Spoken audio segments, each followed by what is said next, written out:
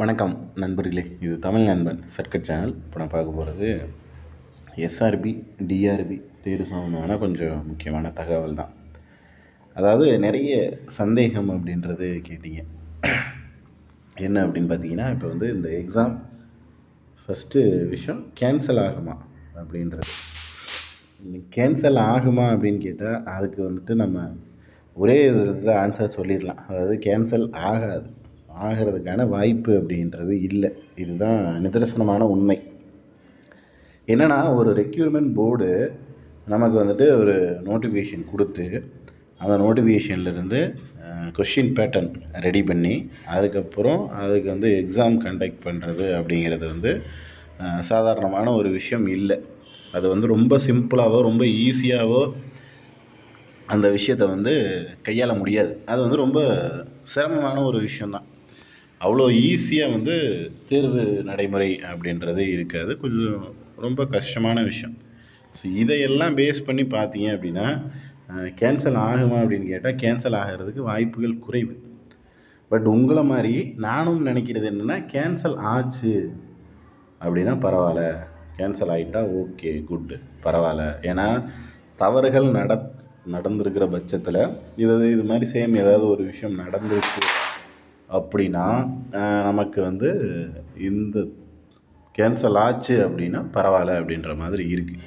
நம்மளோட தேர்வர்களோட கண்ணோட்டத்தில் பார்க்கும்போது கண்டிப்பாக இது கேன்சல் ஆகணும், மற்ற தவறுகள் நல்லா நடக்காமல் ப்ராப்பராக ஒரு எக்ஸாம் நடக்கணும், அதில் வந்து நல்லா படித்து மார்க் வாங்கின எல்லோரும் வேலைக்கு போகணும் அப்படிங்கிறது நம்மளுடைய ஆசை.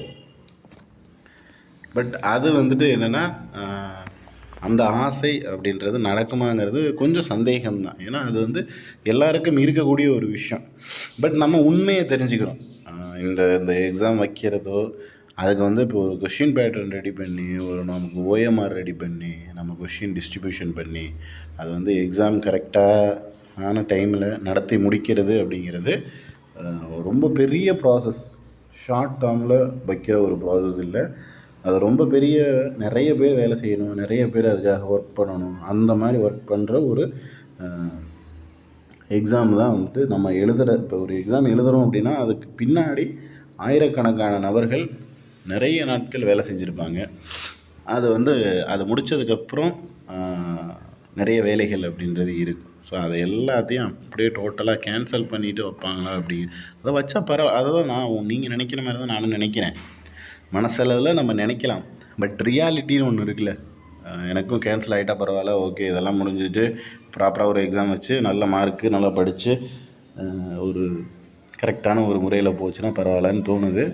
பட் ரியாலிட்டியான ஃபேக்ட்டு வந்து கேன்சல் பண்ணுறதுக்கு சான்ஸ் எனக்கு தெரிஞ்சு இப்போ இருக்கிற நிலைமைக்கு 1% சான்ஸு தான் இருக்குது கேன்சல் பண்ணுறதுக்கு.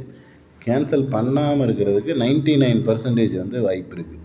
இது ரியாலிட்டி. நம்ம என்ன தான் பண்ணியிருந்தாலும் சரி, என்ன நடந்திருந்தாலும் சரி, இதுக்கப்புறம் வரக்கூடிய சூழ்நிலைகள் மாறி அது வந்து கோர்ட்டில் வேறு ஏதாவது ப்ராப்ளம் இஷ்யூ அந்த மாதிரி போய் அதுக்கப்புறம் பெரிய இஷ்யூ ஆனதுக்கப்புறம் வேணால் அது வந்து கேன்சல் ஆகலாம் அப்படின்ற விஷயத்துக்கு வந்து போகலாம். அப்போதைக்கு வந்து வேணால் போகலாம்.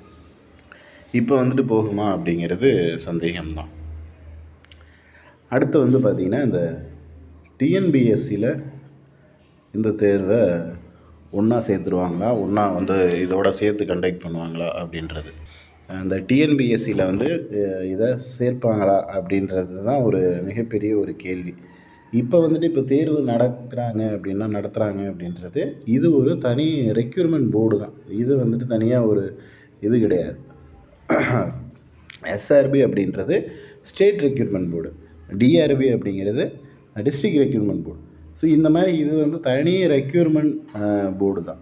இவங்க வந்துட்டு இந்த தேர்வுகளை கண்டக்ட் பண்ணி கூட்டுறவுத்துறைக்கு ஆளை எடுத்து கொடுக்குற ஒரு ரெக்யூர்மெண்ட் போர்டு. ஸோ இப்போ டிஎன்பிஎஸ்சி மூலயமா நம்ம வந்துட்டு தேர்வு எழுதுகிறோம், அது மூலயமா தேர்வு எழுதி வேறு டிபார்ட்மெண்ட்டுக்கு போகிறோம் அப்படின்னா இது வந்து எதுக்காக அப்படின்னா கூட்டுறவுத்துறையில் ஆட்கள் வேலைக்கு ஆள் எடுக்கணும் அப்படின்னா இந்த ரெக்யூர்மெண்ட் போர்டிலேருந்து தேர்வு எழுதி போகிறாங்க. ஸோ இதுதான் வந்துட்டு ப்ராசஸாக இருந்திருக்கு. இது வந்துட்டு இப்போ டிஎன்பிஎஸ்சி கையில் கொடுப்பாங்களா அப்படின்றதுனா நம்ம சொன்ன மாதிரி தான் சேம் அது கொடுத்தா பரவாயில்ல, பெட்டராக இருக்கும் அப்படின்றது ஆசை. பட் அது நடக்குமானா அது வந்து என்னென்னா, இது ஒரு வேளை தவறுகள் நடந்திருக்கு, இது வந்து இஷ்யூவாக இருக்குது அப்படின்னா அதுக்கப்புறம் தான் இந்த விஷயம் நடக்கும். நமக்கு வந்துட்டு இது ஓகே ப்ராப்பராக இப்படி தான் ஆயிடுக்கு அப்படின்னு தெரிஞ்சதுக்கப்புறம் மேபி அதுவும் வந்து டிஎன்பிஎஸ்சி கையில் போகுமான்றது தெரில. இன்னும் ஒரு தனி ரெக்யூர்மெண்ட் போர்டு அப்படின்றது எல்லாத்துக்கும் சேர்த்து ஒன்று கொடுக்கலாம். இதை வந்துட்டு வேண்டாம்னு சொல்லிவிட்டு மேபி இன்னும் ஒன்று தனியாக ஒரு ரெக்யூர்மெண்ட் போர்டு ஒன்று ஸ்டார்ட் பண்ணியோ அல்லது டிஎன்பிஎஸ்சி கையிலையோ கொடுக்கலாம். இப்படி எடுத்த உடனே டைரெக்டாக அங்கே போகுமா அப்படின்றது சந்தேகம் தான். அதுவும் தவறுகள் நடந்திருக்கு அப்படின்னு ப்ரூஃப் ஆனதுக்கு பிறகு. இப்போ வந்துட்டு நமக்கு ஒரு என்ன சொல்கிறது, 100% நடந்திருக்குன்னு சொல்ல முடியாது. அந்த ஒரு ரீசன் ஒன்று இருக்குது. ஸோ அது வந்து 100% தவறுகள் நடந்திருக்கு அப்படின்னு தெரிஞ்சதுக்கு பிறகு மேபி இந்த ஆப்ஷனுக்கு போகலாம். அதுவும் செகண்ட் ஆப்ஷனாக தான் டிஎன்பிஎஸ்சி வந்து இருக்கும் அப்படின்றத தெரிஞ்சுக்கிங்க. ஏன்னா டைரெக்டாக எடுத்த உடனே அந்த விஷயம், அதாவது நீங்கள் நம்ம நினைக்கிற மாதிரி நானும் நினைக்கிறது உண்மை. ஸோ நடந்தால் பரவாயில்ல, ஓகே நல்லாயிருக்கும் அப்படின்னு தோணுது.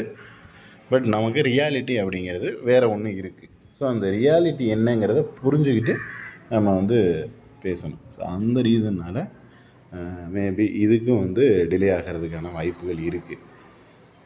அடுத்து வந்து பார்த்திங்கன்னா, அந்த இதையெல்லாம் தாண்டி ஒரு குரூப் கட் ஆஃப் மார்க் அப்படின்றது வந்து கேட்டுக்கிட்டு இருக்கீங்க.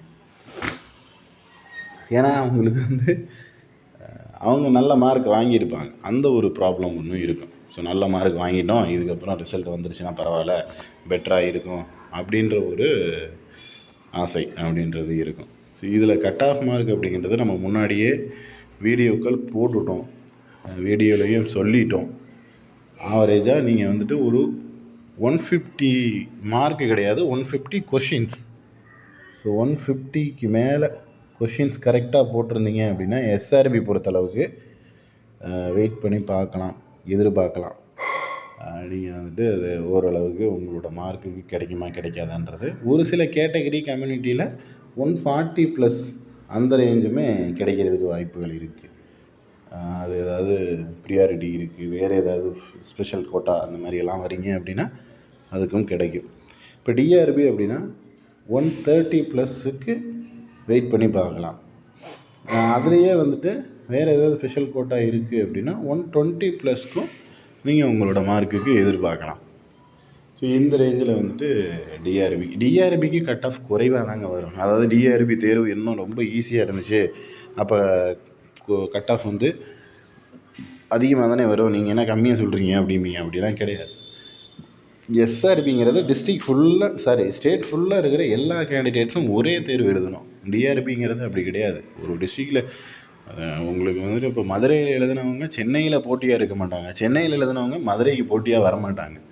இந்த மாதிரி தான். ஸோ அதனால் நீங்கள் டைரெக்டாக வந்துட்டு எல்லோரும் நமக்கு போட்டி அப்படின்றது கிடையாது. அதுலேயும் கம்யூனிட்டி பேசிஸில் பிரியும் போது பிசியாக இருக்கிறவங்க எம்பிசிக்கு போட்டியே கிடையாது, எம்பிசியாக இருக்கிறவங்க எஸ்சி எஸ்டிக்கு போட்டியே கிடையாது. அந்த மாதிரி ஒரு கம்யூனிட்டியில் வர்றவங்க மீதி 4 கம்யூனிட்டிலையும் போட்டியே வரமாட்டாங்க, அவங்க உள்ளவே ஒரு காம்படேட்டராகவே வரமாட்டாங்க. ஸோ இது எல்லாத்தையுமே நம்ம பார்க்கணும், எல்லாத்தையும் யோசிக்கணும். அப்படி பார்க்கும்போது நம்ம சொன்ன இந்த கட் ஆஃப் மார்க் இருந்துச்சு அப்படின்னாலே போதுமான ஒன்றா தான் இருக்கும். இதில் வேறு ஏதேனும் சந்தேகங்கள் இருந்துச்சுன்னா கீழே கமெண்ட் பண்ணுங்கள். நெக்ஸ்ட் அடுத்த வீடியோவில் பார்க்கலாம். தேங்க்யூ.